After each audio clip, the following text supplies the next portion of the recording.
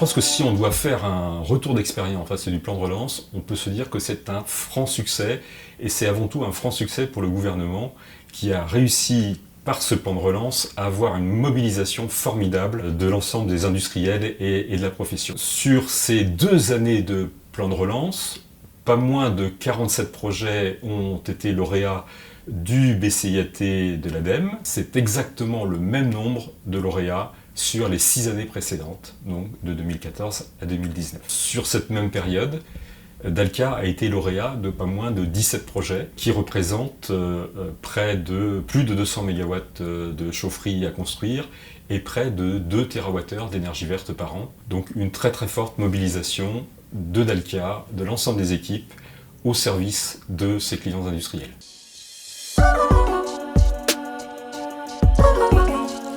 Parmi les nombreux projets de chaufferie bas carbone que nous avons menés pour nos clients, nous avons bien sûr des chaufferies classiques associant de la biomasse forestière pour une multitude de clients, en particulier de l'agroalimentaire et de la papeterie. Au-delà de la biomasse forestière, nous adressons désormais des combustibles issus du bois déchet, avec un projet développé pour un chimiste en région lyonnaise, et nouveauté, des combustibles solides de récupération avec un projet majeur développé pour Arkema à Lannemezan. Nous travaillons aussi avec nos clients sur l'efficacité énergétique de leur site, en général en combinant les deux.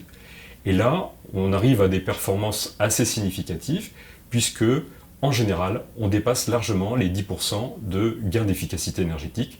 C'est ce que nous avons fait pour un papetier en faisant de la récupération sur ces buées de séchage pour effacer complètement le chauffage des ateliers de transformation, ainsi que trouver quelques points de gain de productivité sur son procédé lui-même. Plus largement, et là de façon très ambitieuse, avec une démarche fortement intégrée dans le procédé du client, nous avons travaillé avec un chimiste sur l'optimisation de la récupération énergétique sur sa colonne de stripping, donc un procédé, pour faire simple, de distillation, sur lequel la récupération en mélange biphasique est particulièrement complexe. Grâce à une approche de type pinch, en français pincement, en optimisant le préchauffage de l'ensemble des constituants pour garder la bonne énergie pour réchauffer le plus haut possible, nous avons réussi à multiplier par 2 la récupération de cette installation.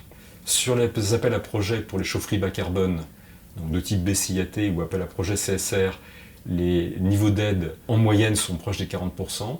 Sur les projets d'efficacité énergétique, elles sont plus proches de 30%.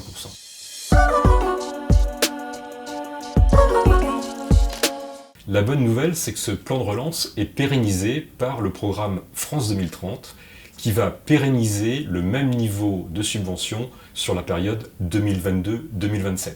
C'est formidable pour l'industrie puisque ça donne une visibilité sur 5 ans de façon à mener des vrais projets d'efficacité énergétique et de décarbonation. Nous avons avec ce programme France 2030 un vrai levier d'accélération de la décarbonation de l'industrie en France.